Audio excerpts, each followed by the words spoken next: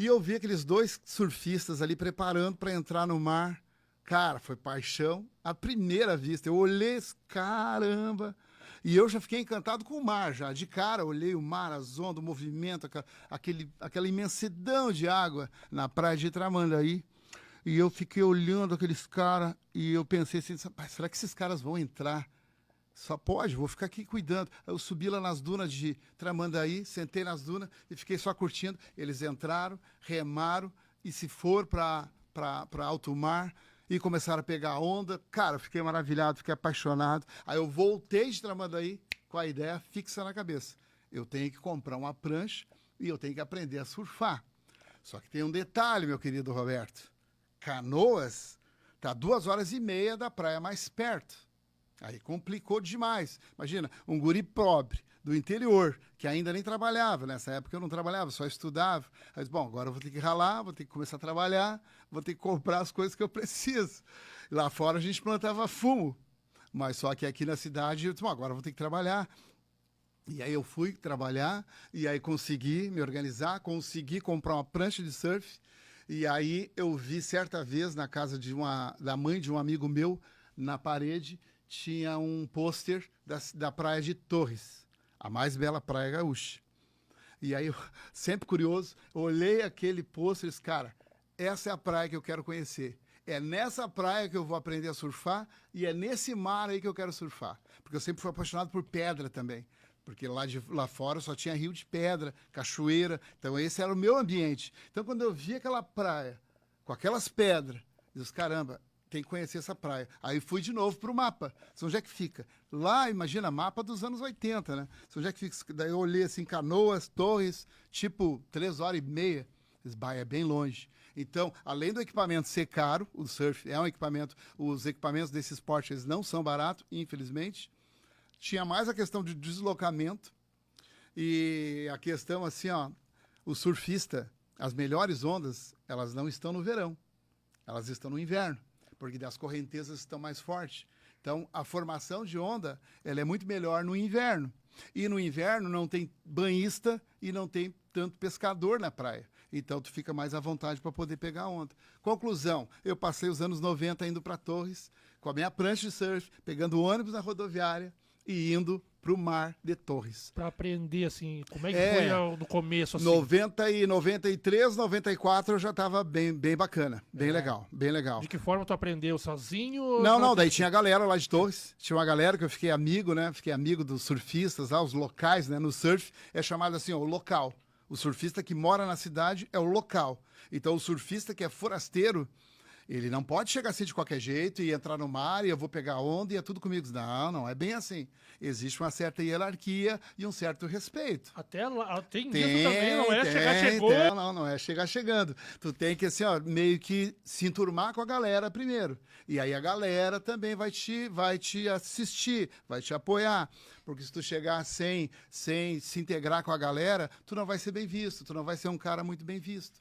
Então eu ia para Torres, me inteirei com a galera, ia de barraca, ficava em camping, logo em seguida eu já ficava às vezes nas casas dos meus amigos. Alguma situação complicada, assim, sustos, assim? Não, teve várias. Qual foi a pior, assim? Teve várias. Uma delas. Cara, assim, ó, o que acontecia? Nas primeiras vezes que eu fui, eu ainda não tinha muita experiência. A galera que é das antigas, vão lembrar, a revista Fluir, galera. Quem leu a revista Fluir, depois comenta aqui embaixo, Vander, eu li essa revista. A revista Fluir era uma revista de surf, que vinha uma edição todo mês.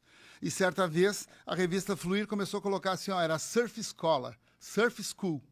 Aí vinha várias dicas de surf, como preparar a prancha, como entrar no mar, como remar, como dropar. Dropar é o momento que tu vai descer a onda, né? E aí vinha várias dicas de vários surfistas, movimentos e tal. E ali eu fui pegando na revista. Mas só que, cara, uma coisa é tu olhar na revista e imaginar tu fazendo. Outra coisa é tu ir pro mar sozinho. E eu ia pro mar sozinho, pro mar de Torres. E muitas vezes esses amigos não estavam lá. E aí eu entrava no mar, e ainda com pouca experiência também. Claro que eu não me aventurava lá no alto mar, a gente chama de outside, lá a formação das ondas. Nesse princípio eu ia mais na beira ali, água acima do peito e tal, e ia me inteirando. Só que uma vez eu peguei uma correnteza braba, que na verdade o mar, assim como as ondas vão, elas põem a água para fora, essa água volta depois para o mar. E normalmente essa água ela volta por locais específicos, que são chamadas as correntezas de retorno. E aí mora o perigo, tem que ficar ligado no mar. Hoje já tem as bandeiras, né, que ficam sinalizando. A maior parte das praias tem as bandeiras que sinalizam as correntes de retorno. Aonde tem uma corrente de retorno, tem uma bandeira. Mas na época não tinha. E eu caí numa dessas correntes de retorno. Conclusão, me levou para alto mar. Pela primeira vez eu estava em alto mar, sozinho, no inverno de agosto de 92, 93. Até eu mandei uma foto para ti, não sei se o pessoal ia conseguir colocar aqui, mas eu mandei uma foto dessa praia, inclusive, que eu tava lá. E aí, cara, aí eu pensei comigo assim, aí meio que quer bater aquele pavor.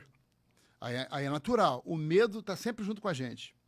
Hoje, 40 anos de aventura, não, hoje não tem medo de nada.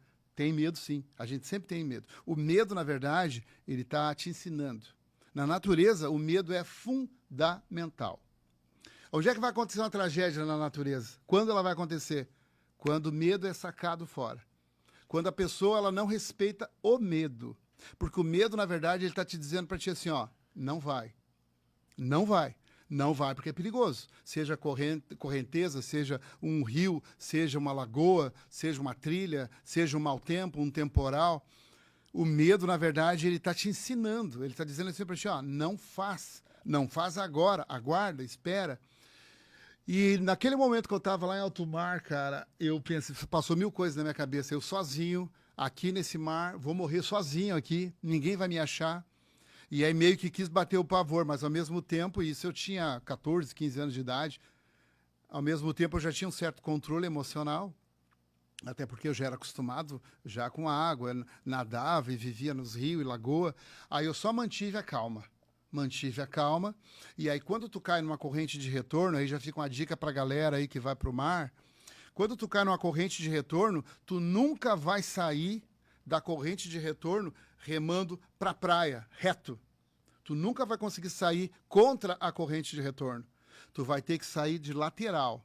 Tu vai ter que sair pra lateral, para daí tu sai da corrente de retorno, vai para a lateral e aí tu consegue sair numa boa. E foi isso que eu fiz. Aí eu lembrei lá dos tutoriais da revista Fluir. Se você cair numa corrente de retorno, faça isso, faça aquilo. Aí eu me lembrei e eu estava com a minha prancha, né? Não existia razão para pânico. Claro que se eu fosse cada vez mais para alto mar, como já aconteceu, lá em Torres tem uma ilha chamada Ilha dos Lobos. Ela fica mais ou menos uns 4 quilômetros da praia. Já aconteceu de surfistas cair em correntezas de retorno e parar lá na Ilha dos Lobos. Já aconteceu também. Então tem umas correntezas meio cavernosas ali em Torres, tem que ficar ligado. Assim como ela é bonita, ela é uma praia bem perigosa também. Fala um pouco de canoísta, como é que chegou Exata. Nessa situação? Perfeito, perfeito. Saiu das pranchas para ir para canoa. Perfeito. Como é que chegou, né? Cara, o que acontece? Eu ia para a praia direto. Inverno, verão, só que eu já conhecia a dona Ana Paula. Nós já éramos namorados. E aí a gente já estava falando em noivar. E aí, ao mesmo tempo que a gente falava em noivar, eu já via assim que já não tinha muito a ver aquilo ali de ir para a praia sozinho. Embora que eu sempre fui um cara sério. Eu sempre fui um cara sério, hein? Sempre fui sério. Mas igual, deixar ela sozinha em Canoas já não era uma coisa mais que eu queria fazer. E ela ir para a praia comigo também não era uma coisa simples, porque às vezes os horários não batiam, meus horários de trabalho eram um, os horários dela eram outro, ela estudava na época ainda, e também tinha a questão do meu falecido sogro, seu Zé, que já é falecido, a dona Alici também, que ainda não confiava em mim assim para deixar a filha ir no inverno para a praia. Enfim, coisas dos anos 80.